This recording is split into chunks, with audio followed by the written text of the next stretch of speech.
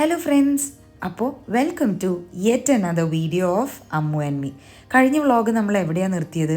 നമ്മൾ ഇനി തുംഗഭദ്ര നദി കാണാൻ പോവുകയെന്ന് പറഞ്ഞിട്ടല്ലേ. അപ്പോൾ പറഞ്ഞ പോലെ തന്നെ നമ്മൾ പോവുകയാണ് കേട്ടോ. അങ്ങോട്ട് പോകുന്ന വഴിയിൽ ഒരുപാട് കടകളുണ്ട്. നമ്മൾ ഹംപി ബസാറിൽ കണ്ട പോലെ തന്നെ ഒരുപാട് കടകളുണ്ട്, ബാഗുകൾ വിൽക്കുന്നത്, മാലകൾ വിൽക്കുന്നത്. പക്ഷെ എന്തോ ഞങ്ങളുടെ കണ്ണുടക്കിയത് ഈ കടയിലാണ് കേട്ടോ. ഇത് എല്ലാം ഈ മാർബിൾ സ്റ്റോണിൽ പല പല സംഗതികൾ അവർ കൊത്തി വെച്ചേക്കുകയാണ്. എല്ലാം ഭയങ്കര ഇൻട്രിക്കേറ്റ് വർക്ക്സാണ്.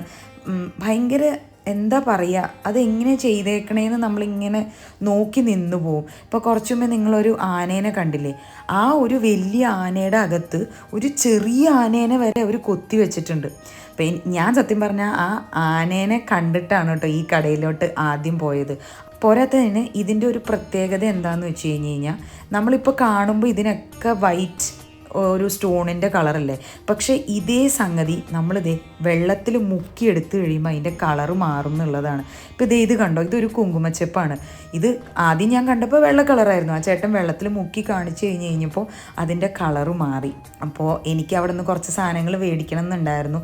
ഞാൻ ചേട്ടനായിട്ട് ഇങ്ങനെ ബാർഗെയിൻ ചെയ്തുകൊണ്ടിരിക്കുക, ചേട്ടൻ ഞാനൊരു 3-4 സാധനം മേടിക്കാം, എനിക്ക് കുറച്ചും കൂടെ നല്ല പ്രൈസിന് തരുമോ എന്നൊക്കെ ചോദിച്ചിങ്ങനെ ബാർഗെയിൻ ചെയ്ത് അവസാനം ആ ചേട്ടൻ സമ്മതിച്ചു കേട്ടോ. അപ്പോൾ നിങ്ങൾക്ക് അവിടെ ചെല്ലുമ്പോൾ വാങ്ങാൻ താല്പര്യം ഉണ്ടെങ്കിൽ ഞാൻ പറയണ ഒരു കാര്യം, അവരെന്തായാലും ഡെഫിനറ്റ്ലി നമ്മൾ റേറ്റ് ചോദിക്കുമ്പോൾ അത്യാവശ്യം നല്ല വിലയായിരിക്കും ആദ്യം പറയുക. അപ്പോൾ നമ്മളെങ്ങനെ ബാർഗെയിൻ ചെയ്യണോ അതനുസരിച്ചിരിക്കും നമുക്ക് കിട്ടുന്ന പ്രൈസ്. അപ്പം ഞാൻ അത്യാവശ്യം നല്ലോണം ആ ചേട്ടനോട് ബാർഗെയിൻ ചെയ്തുകൊണ്ടായിരിക്കും എനിക്ക് അത്യാവശ്യം നല്ല പ്രൈസിനാണ് കേട്ടോ കിട്ടിയത്. അങ്ങനെ നമ്മുടെ സാധനങ്ങളൊക്കെ വാങ്ങി നമ്മൾ അവിടെ നിന്ന് വീണ്ടും നടക്കുകയാണ് തുംഗഭദ്ര നദിയിലേക്ക്. ഇതാണ് ആ തുംഗഭദ്ര നദി. ഈ തുംഗഭദ്ര നദിയുടെ ഉത്ഭവത്തെ പറ്റിയിട്ട് ഒരുപാട് കഥകൾ ഉണ്ട് കേട്ടോ. പക്ഷെ അതിൽ ഏറ്റവും കൂടുതൽ നമ്മൾ കേൾക്കുന്നത് എന്ന് പറയുന്നത് തുംഗയും ഭദ്രയും എന്ന 2 ദേവകന്യകമാരുടെ കഥയാണ്. അപ്പോൾ പതിവ് പോലെ നമുക്ക് ഇന്നും ഒരു കഥ കേട്ടാലോ? സൂര്യഭഗവാന് അപ്സരസുകളെ പോലെ 2 പെൺമക്കളുണ്ടായിരുന്നു കേട്ടോ. ഒരാളുടെ പേര് തുംഗ എന്നും മറ്റേയാളുടെ പേര് ഭദ്ര എന്നും. അവർ രണ്ടുപേരും ഭയങ്കര എനർജറ്റിക്കും ചാമിങ് ആയിട്ടുള്ള പിള്ളേരാണ്. അങ്ങോട്ടും ഇങ്ങോട്ടും ഭയങ്കരമായിട്ട് മത്സരിക്കാനൊക്കെ ഇഷ്ടപ്പെടുന്നവരായിരുന്നു. അങ്ങനെ ഇരിക്കുമ്പോൾ അവർക്ക് ഭൂമിയിൽ അവതരിക്കാനുള്ള ഒരു സമയം അടുത്തപ്പോൾ അവർ രണ്ടുപേരും ശിവഭഗവാന്റെ അടുത്ത് പോയിട്ട് അവർക്ക് എന്തെങ്കിലും ഒരു പ്രത്യേക വരം വേണമെന്നും പറഞ്ഞ് ചോദിച്ചപ്പോൾ ഭഗവാൻ അവരെ അനുഗ്രഹിച്ചത് ഇങ്ങനെയാണ്. അതായത് നിങ്ങൾ 2 പേരും 2 പൂർണ്ണ നദികളായിട്ടായിരിക്കും ആദ്യം ഒഴുകുക. അതിനുശേഷം അവസാനം നിങ്ങൾ ഒരു സ്ഥലത്ത് വെച്ചിട്ട് സംഗമിക്കും. അങ്ങനെ ശിവന്റെ അനുഗ്രഹവും മേടിച്ച് തുംഗയും ഭദ്രയും നമ്മുടെ കർണാടകത്തിലെ വെസ്റ്റേൺ ഗാട്സിലാണ് കേട്ടോ ഉത്ഭവിച്ചത്. എന്നിട്ട് 2 പേരും 2 വെവ്വേറെ വഴികളിലായിട്ട് ഒഴുകി തുടങ്ങി. തുംഗ കുറച്ചും കൂടി നീണ്ടതും ആഴമേറിയതുമായ തോടുകളിൽ കൂടെയൊക്കെ സാവധാനത്തിലാണ് ഒഴുകിയത്. പക്ഷെ ഭദ്രയാവട്ടെ അതിവേഗത്തിൽ പർവ്വതങ്ങളെയൊക്കെ തകർത്ത് അതിശക്തമായിട്ടാണ് ഒഴുകിയത്. 2 പേരും ഒഴുകുന്നതിൻ്റെ ഇടയിൽ മലകളും പുഴകളും ഒക്കെ കടന്ന് ആരാണ് ഏറ്റവും കൂടുതൽ ശക്തിയേറിയവൾ എന്ന് തെളിയിക്കാനുള്ള ശ്രമത്തിലായിരുന്നു. അവസാനം അവർ കൂഡ്ലി എന്ന് പറഞ്ഞൊരു സ്ഥലത്ത് വെച്ചാണ് സംഗമിച്ചത്. അപ്പം ആ സമയത്ത് തുംഗ ഭയങ്കരമായിട്ട് തളർന്നു പോയിട്ടുണ്ടായിരുന്നു. പക്ഷേ ഭദ്ര അപ്പോഴും അതിശക്തമായിട്ട് തന്നെയാണ് കേട്ടോ നിൽക്കുന്നുണ്ടായിരുന്നത്. അതുകൊണ്ട് തന്നെ തുംഗ ഭദ്രയുടെ ഒഴുക്കിൽ വീണു എന്നാണ് പറയണത്. അങ്ങനെ അവർ തുംഗഭദ്ര എന്ന ഒരു ഒറ്റ നദിയായിട്ട് മാറി. അതുമാത്രമല്ല, അവരുടെ സംയുക്ത ശക്തി ഭയങ്കര അഗാധമായതുകൊണ്ടാണത്രേ അവർക്ക് ഈ വിജയനഗര സാമ്രാജ്യം ഉയർത്തിപ്പിടിക്കാൻ സാധിച്ചത് എന്നാണ് പറയുന്നത്.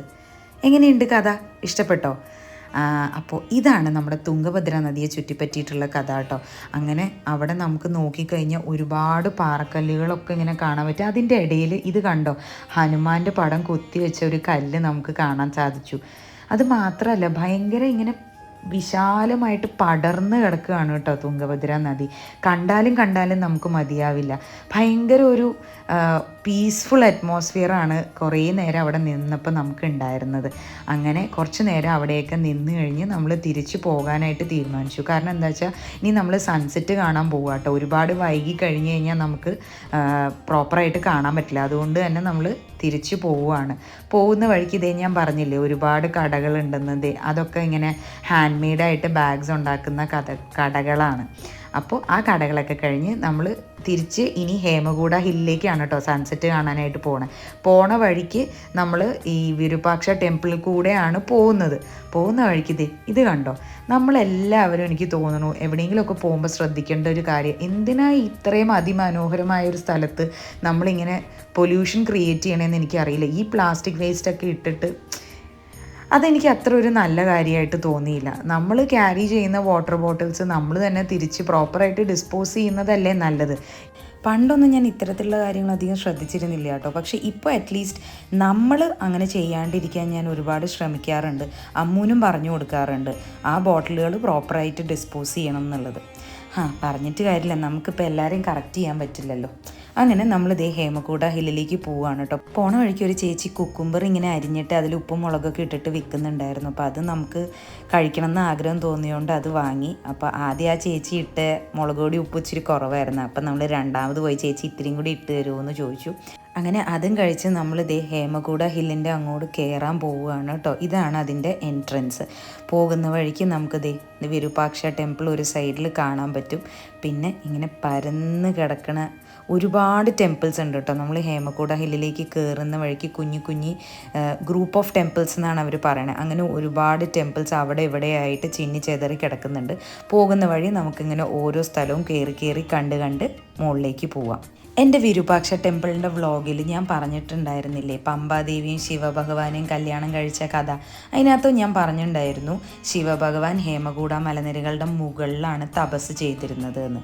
അപ്പോൾ ഭഗവാൻ അന്ന് തപസ് ചെയ്തിരുന്ന ആ സ്ഥലത്തെ ഇന്ന് മൂലവിരൂപാക്ഷ ടെമ്പിൾ എന്നാണ് പറയണത്. അത് കഴിഞ്ഞ് ഭഗവാൻ താഴത്തേക്ക് ഇറങ്ങി വന്ന് കഴിഞ്ഞപ്പോഴാണ് ഇപ്പോൾ ഉള്ള വിരൂപാക്ഷ ടെമ്പിൾ, നമ്മളിപ്പോൾ പോയി തൊഴുന്ന ആ വിരൂപാക്ഷ ടെമ്പിൾ. അപ്പോൾ പറഞ്ഞ പോലെ ഈ ഹേമകൂട മലനിരകളിൽ അവിടെ ഇവിടെയായിട്ട് കുറേ അമ്പലങ്ങളും ഉണ്ട്. അതുപോലെ തന്നെ ഈ കയറുന്ന വഴി ഇങ്ങനെ പടർന്ന് കിടക്കുകയാണ്.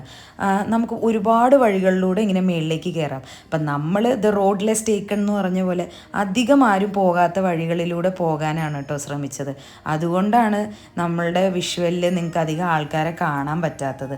പക്ഷേ സത്യം പറഞ്ഞു കഴിഞ്ഞാൽ ഒരുപാട് ആൾക്കാർ ഈ സൺസെറ്റ് കാണാൻ വേണ്ടി മേളിലോട്ട് പോകുന്ന വഴിയാണെങ്കിൽ എൻ്റെ പൊന്നെ, എനിക്ക് ഈ വീഡിയോയിൽ എത്രത്തോളം അതിൻ്റെ ഭംഗി ക്യാപ്ചർ ചെയ്യാൻ പറ്റിയിട്ടുണ്ടെന്നുള്ളത് എനിക്കറിയില്ല. പക്ഷേ കണ്ണുകൊണ്ട് കണ്ട വിഷ്വൽ ഇന്നും ഇതിന് വോയിസ് ഓവർ കൊടുക്കുമ്പോൾ എനിക്ക് എൻ്റെ മനസ്സിലിങ്ങനെ പതിഞ്ഞ് കിടക്കുകയാണെന്ന് വേണമെങ്കിൽ പറയാം. അത്ര ഭംഗിയായിരുന്നു. ഗോൾഡൻ അവറിന് ഇത്ര ഭംഗിയുണ്ടെന്നുള്ളത് എനിക്ക് തോന്നുന്നു ജീവിതത്തിൽ ഞാൻ ആദ്യമായിട്ടാണ് എക്സ്പീരിയൻസ് ചെയ്തതെന്ന് തന്നെ വേണമെങ്കിൽ പറയാൻ പറ്റും. അത്ര ഭംഗിയായിരുന്നു ആ സൂര്യനെയും ചുറ്റുമുള്ള പ്രദേശങ്ങളെയും ആ സൂര്യൻ്റെ വെട്ടത്തിൽ നമ്മളുടെ ഈ ഓരോ അമ്പലങ്ങളും ആ പാറകളും ഒക്കെ കാണാൻ ഒരു പ്രത്യേക ഭംഗിയായിരുന്നു. അത് പറഞ്ഞ് മനസ്സിലാക്കാൻ എനിക്കറിയില്ല. പിന്നെ എന്നോട് ചോദിക്കുകയാണെങ്കിൽ എനിക്ക് എൻ്റെ ലൈഫിൽ ഏറ്റവും കൂടുതൽ കാണാൻ ഇഷ്ടമുള്ളതും എത്ര കണ്ടാലും എനിക്ക് മടുക്കാത്ത 2 കാഴ്ചകളാണ്. ഒന്ന് സൺറൈസും ഒന്ന് സൺസെറ്റും.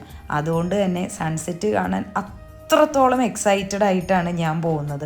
അമ്മൂസ് അധികം അങ്ങനെ സൺസെറ്റ്സ് കണ്ടിട്ടില്ല. പക്ഷെ ഞാനിങ്ങനെ വിശദീകരിക്കുന്നത് കേട്ട് ഇപ്പോൾ അവൾക്കും സൺസെറ്റ് കാണാൻ ഭയങ്കര ഇഷ്ടമാണ് കേട്ടോ. അപ്പോൾ പോകുന്ന വഴിയിലുള്ള ഒരു അമ്പലമാണിത്. നമ്മൾ ജസ്റ്റ് അവിടെ കയറി എല്ലാം ഒന്നിങ്ങനെ കണ്ടു, എന്നിട്ട് വീണ്ടും മുകളിലേക്ക് കയറുകയാണ്. പക്ഷെ കാര്യം ഇതൊക്കെയാണ്, എനിക്ക് സൺസെറ്റ് കാണാൻ ഇത്രത്തോളം ഇഷ്ടമാണെന്ന് ഞാൻ പറഞ്ഞെങ്കിലും അത്രയും എക്സൈറ്റഡ് ആയിട്ടാണ് ഞാൻ മുകളിലേക്ക് കയറുന്നതെങ്കിലും എൻ്റെ ജീവിതത്തിൽ ഞാൻ ഏറ്റവും കൂടുതൽ വിഷമിച്ച് കണ്ട ഒരു സൺസെറ്റായിരുന്നു കേട്ടോ ഇത്. കാരണം കണ്ണ് നിറഞ്ഞുകൊണ്ടാണ് ഞാൻ സൂര്യൻ താന്നിറങ്ങി പോകുന്നത് കാണുന്നത്. അതിൻ്റെ കാര്യം വേറൊന്നുമല്ല, നമ്മൾ നേരെ മുകളിലേക്ക് കയറി അത്യാവശ്യം നല്ലൊരു സ്പോട്ട് തന്നെ നമുക്ക് കിട്ടുകയും ചെയ്തു. ഇരുന്ന് നല്ലോണം കാണാൻ പറ്റുമായിരുന്നു. ഏകദേശം നമ്മൾ ഒരു അറ്റത്തെന്ന് പറഞ്ഞ പോലെ ഒരു സ്ഥലമാണ് കണ്ടുപിടിച്ചത്. അവിടെ ഇരുന്ന് നല്ലോണം കാണാൻ പറ്റുമല്ലോ എന്നൊക്കെ പറഞ്ഞ് ആഗ്രഹിച്ച് പോയി ഇരുന്നെങ്കിലും അവിടെ പോയി ഇരുന്ന് ഞാൻ വീഡിയോ എടുക്കാൻ വേണ്ടി എൻ്റെ ഫോൺ എടുത്തതാണ്. എടുത്തു കഴിഞ്ഞപ്പോഴേക്കും പെട്ടെന്ന് ഫോൺ സ്റ്റക്കായ പോലെ, അതായത് ഒരു ബ്ലാക്ക് സ്ക്രീനാണ് എൻ്റെ ഫോണിൽ വരുന്നത്. ഒന്നും അനങ്ങുന്നില്ല, ഒന്നും ചെയ്യാൻ പറ്റുന്നില്ല. എനിക്ക് എന്ത് ചെയ്യണമെന്ന് അറിയണില്ല. ഞാൻ ഭയങ്കര സ്റ്റക്കായിപ്പോയി. എനിക്ക് ഭയങ്കര വിഷമം വന്നു. കാരണം നമ്മളാകെ സെക്കൻഡ് ഡേ ഇൻ ഹംപി ആയിട്ടേ ഉള്ളൂ. ഈ ഫോണെങ്ങാനും എന്തെങ്കിലും പറ്റിപ്പോയാൽ തിരിച്ചിനി നാട്ടിൽ വരുന്നത് വരെ അവിടെയൊന്നും ഒരു പ്രോപ്പർ സർവീസ് സെൻറ്ററോ കാര്യങ്ങളോ ഒന്നും ഉണ്ടാവില്ലല്ലോ ഇത് ശരിയാക്കാൻ. എന്തൊക്കെയൊക്കെയോ ഞാൻ ഓവർ തിങ്ക് ചെയ്തു. എനിക്കറിയില്ല ഞാൻ എന്തൊക്കെയാണ് ആ സൺസെറ്റ് കണ്ടുകൊണ്ടിരുന്നപ്പോൾ ചിന്തിച്ചു കൂട്ടിയതെന്ന്. എൻ്റെ ഫോൺ എന്ത് ചെയ്താലും അനങ്ങില്ല എന്ന് പറഞ്ഞ അവസ്ഥയിലാണ്. എന്തൊക്കെയോ ചെയ്തു നോക്കി, ഒന്ന് സ്വിച്ച് ഓഫ് ചെയ്യാൻ നോക്കി, പക്ഷെ ഒന്നും പറ്റുന്നുണ്ടായിരുന്നില്ല. അങ്ങനെ അതാണ് ഞാൻ ആദ്യം പറഞ്ഞത്, ഞാൻ കണ്ണ് നിറഞ്ഞുകൊണ്ടാണ് സൂര്യൻ താന്നിറങ്ങി പോണത് കണ്ടത്. പക്ഷേ മിറക്കിൾ എന്നൊക്കെ പറയണ പോലെ എനിക്കറിയില്ല, കറക്റ്റ് ആ സൂര്യൻ താന്ന് ജസ്റ്റ് താഴത്തേക്ക് പോയി നമുക്ക് സൂര്യനെ കാണാണ്ടായിരുന്ന ആ സ്പോട്ടിൽ ഞാൻ വെറുതെ എൻ്റെ ഫോണിലേക്ക് നോക്കി, നമ്മുടെ പവർ ബട്ടൺ ഇങ്ങനെ ഒന്ന് പ്രസ് ചെയ്ത് നോക്കിയപ്പോൾ ഫോൺ ഓട്ടോമാറ്റിക്കലി ഓണായി. എനിക്കറിയില്ല എന്ത് മാജിക്കാണ് സംഭവിച്ചത് എനിക്കറിയില്ല. കാരണം അത്ര നേരം ശ്രമിച്ചിട്ടും ഓൺ ആവാണ്ടിരുന്ന ഫോൺ അല്ലെങ്കിൽ ഓഫ് ആവാണ്ടിരുന്ന ഫോൺ പെട്ടെന്ന് അങ്ങോട്ട് സൂര്യൻ താന്നിറങ്ങി പോയി കഴിഞ്ഞപ്പോൾ അത് ഓണായി. അപ്പം ഒരുപാട് വിഷമം ഉണ്ടായിരുന്നു മനസ്സിൽ. എങ്കിലും പെട്ടെന്ന് ഭയങ്കര സന്തോഷം, ഈശ്വര ഫോൺ ശരിയായല്ലോ എന്നുള്ളൊരു സന്തോഷമായിരുന്നു എനിക്ക്. ഇപ്പം നിങ്ങൾ ഈ കാണുന്ന വിഷ്വലൊക്കെ നമ്മുടെ കയ്യിൽ വേറൊരു ഫോൺ ഉണ്ടായിരുന്നു, അതിൽ ഷൂട്ട് ചെയ്തതാണ് കേട്ടോ. പക്ഷെ എന്നാലും എനിക്ക് എൻ്റെ ഫോണിൽ ഷൂട്ട് ചെയ്യാൻ പറ്റിയില്ലല്ലോ എന്ന് ഭയങ്കര വിഷമമായിരുന്നു. ബട്ട് ഇറ്റ്സ് ഓക്കെ അല്ലേ, എല്ലാ കാര്യവും നടക്കുന്നതിൻ്റെ പുറകിൽ എന്തെങ്കിലും ഒരു റീസൺ ഉണ്ടാവുമെന്ന് വിശ്വസിക്കാൻ ശ്രമിക്കുന്ന ഒരാളാണ് ഞാൻ. ഇപ്പോൾ തിരിച്ച് ചിന്തിക്കുമ്പോൾ ഞാൻ ആലോചിക്കുക, ഞാൻ ചിലപ്പോൾ സൺസെറ്റ് അല്ലാണ്ട് കണ്ടിരുന്നെങ്കിൽ ഞാൻ കൂടുതലും വിഷ്വൽ എടുക്കാനുള്ള ഒരു ഇൻട്രസ്റ്റിലായി പോയേനെ എന്ന് തോന്നണു. ഇങ്ങനെ വീഡിയോ എടുക്കുമ്പോൾ ഇപ്പം ഞാൻ എന്താ പറയുക, നമ്മൾ ഫോണിൽ കൂടെ സൺസെറ്റ് കാണുന്നതും അല്ലാണ്ട് നമ്മൾ നമ്മുടെ വിഷ്വൽ അതായത് നേരിട്ട് സൺസെറ്റ് കാണുന്നതും രണ്ടിനും രണ്ട് എഫക്റ്റ് അല്ലേ. അപ്പോൾ ഇപ്പോൾ തിരിച്ച് ചിന്തിക്കുമ്പോൾ ഞാൻ വിചാരിക്കുക, ചിലപ്പം മനഃപൂർവ്വമായിരിക്കാം എൻ്റെ ഫോൺ കുറച്ച് നേരത്തേക്ക് ഓഫായി പോയത്. ഞാൻ ആ ബ്യൂട്ടി എൻ്റെ കണ്ണുകൊണ്ട് കാണട്ടെ എന്ന് കരുതിയിട്ടാവാം എന്ന് ഞാൻ ഇപ്പോൾ വിചാരിക്കണം. അങ്ങനെ ആലോചിച്ച് സമാധാനിക്കാനാണല്ലോ നമുക്ക് പറ്റുള്ളൂ. എന്തായാലും ഞാൻ സൺസെറ്റ് കണ്ടില്ല എന്നല്ല പറയണേ, പക്ഷെ കണ്ണ് നിറഞ്ഞുകൊണ്ട് കാണേണ്ടി വന്നല്ലോ എന്നൊരു ചെറിയ ഡെസ്പറേഷൻ എനിക്ക് ഉണ്ടായിരുന്നു. But it's okay. അപ്പം ആ ഒരു ഇങ്ങനെ ഇപ്പം ഞാൻ നിങ്ങളോട് പറഞ്ഞില്ലേ, ഇതുകൊണ്ടായിരിക്കാം ഫോൺ അങ്ങനെ ആയിപ്പോയത്, എനിക്ക് നേരിട്ട് നല്ലോണം കാണാൻ വേണ്ടിയിട്ടായിരിക്കാം എന്നൊക്കെ പറഞ്ഞ് ഞാൻ എന്നെ തന്നെ സ്വയം സമാധാനിപ്പിച്ചുകൊണ്ടാണ് താഴത്തേക്ക് ഇറങ്ങുന്നത്. അപ്പോൾ പോകുന്ന വഴിക്ക് എന്തായാലും നമ്മൾ ഉച്ചയ്ക്ക് ലഞ്ച് കഴിച്ച് ഇറങ്ങിയതാണ്. ഇടയിൽ പിന്നെ നമ്മളൊന്നും കഴിച്ചൊന്നുമില്ല, ആകെ കഴിച്ചത് ആ കുക്കുമ്പറും പിന്നെ കുറച്ച് വെള്ളം കുടിച്ചതൊക്കെ ഉള്ളൂ. അപ്പം അതുകൊണ്ട് അത്യാവശ്യം നല്ലോണം വിശക്കുന്നുണ്ടായിരുന്നു. താഴെ ഇറങ്ങിയിട്ട് എന്തെങ്കിലും കഴിക്കാം എന്നൊക്കെ പറഞ്ഞ് ഞാനിങ്ങനെ ഇറങ്ങുകയാണ്. അപ്പോൾ അമ്മുവിന് മനസ്സിലായി ഞാൻ എൻ്റെ മൂഡ് ഒട്ടും ഓക്കെ അല്ല, ഞാൻ ഭയങ്കര വിഷമിച്ചാണ് ഇരിക്കണേന്ന് മനസ്സിലായത് കൊണ്ട് തന്നെ അവളും ഇടയിൽ വന്ന് ഇങ്ങനെ എന്നോട് പറയുന്നുണ്ടായിരുന്നു, അമ്മ സാരമില്ല പോട്ടെ, നമ്മൾ ഇനിയും കുറച്ച് ദിവസം കൂടി ഉണ്ടല്ലോ ഇവിടെ, നമുക്ക് വേറൊരു ദിവസം കൂടെ സൺസെറ്റ് കാണാൻ വരാം എന്നൊക്കെ പറഞ്ഞ് അവളും എന്നെ ഇങ്ങനെ ആശ്വസിപ്പിച്ചുകൊണ്ട് ഞങ്ങളിങ്ങനെ താഴത്തേക്ക് ഇറങ്ങുകയാണ് കേട്ടോ. അപ്പോൾ ഇറങ്ങി ഏകദേശം നമ്മൾ ആ ഗേറ്റ് വേയുടെ അവിടം വരെ എത്തിയിട്ടുണ്ട്. കണ്ടില്ലേ, വിരൂപാക്ഷ ടെമ്പിൾ നമുക്കിപ്പോൾ ഇവിടെ നിന്ന് കാണാൻ പറ്റുന്നുണ്ട്.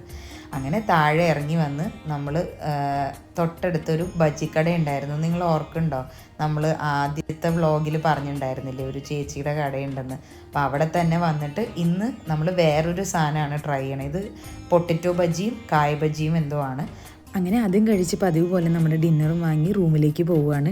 ഡേ 2 ഓഫ് ഹംപി ഇവിടെ തീരുകയാണ്. നിങ്ങൾക്ക് ഈ വീഡിയോ ഇഷ്ടമായി എന്ന് വിചാരിക്കുന്നു. നിങ്ങളുടെ അഭിപ്രായങ്ങൾ കമൻറ്റിലൂടെ പറയുക. ഒന്ന് സബ്സ്ക്രൈബ് ചെയ്ത് സപ്പോർട്ട് ചെയ്യുക.